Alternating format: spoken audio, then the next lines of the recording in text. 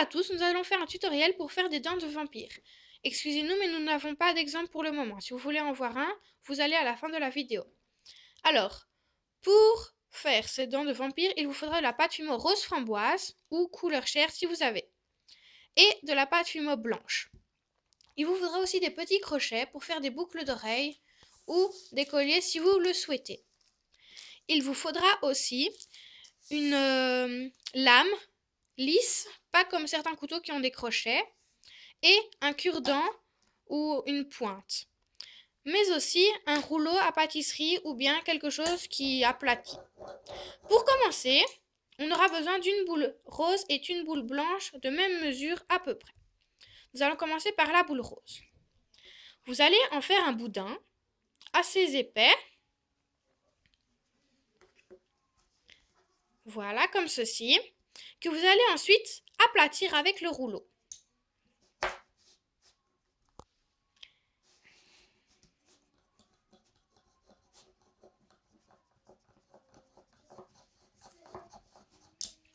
Comme ceci. Vous recoupez les pointes avec votre lame et faites plus ou moins un rectangle. Comme ceci. Avec votre cure-dent ou votre bout pointu, vous allez faire 6 lames. 6 gencives, excusez-moi. Comme ceci. Voilà ce que ça donne à la fin. Alors, après, nous allons prendre la boule blanche.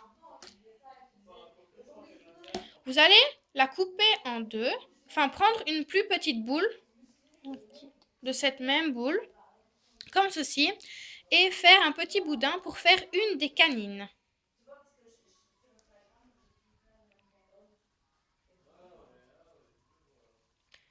Voilà.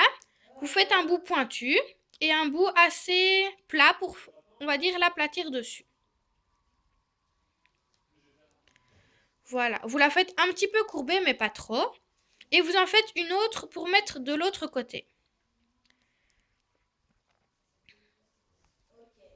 Alors maintenant, nous allons passer aux dents. Pour cela, il vous faudra une toute petite boule blanche, comme ceci. Alors, vous allez l'aplatir légèrement et faire un morceau assez pointu. Parce que les dents des vampires ont des dents assez pointues. Vous allez la mettre sur une des gencives. Et vous devrez en faire 6, comme ceci. Et vous les placez chacune, une à côté de l'autre. Et toujours la pointe vers le bas.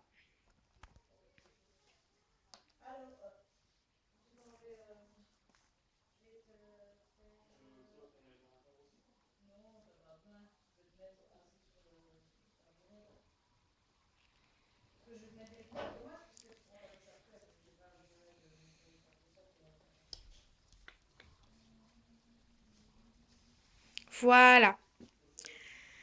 Et quand cela est terminé, pour que ce soit plus joli, comme dents de vampire, vous coupez ce qui dépasse à travers les canines. Donc vous coupez les coins pour que ce soit plus arrondi et ce qui dépasse en trop. Pour que ce fasse comme si c'était dans la bouche d'un vampire. Et voilà, votre dent de vampire est terminée. À très vite pour de nouvelles vidéos. Et on va vite vous refaire des autres tutos. Salut!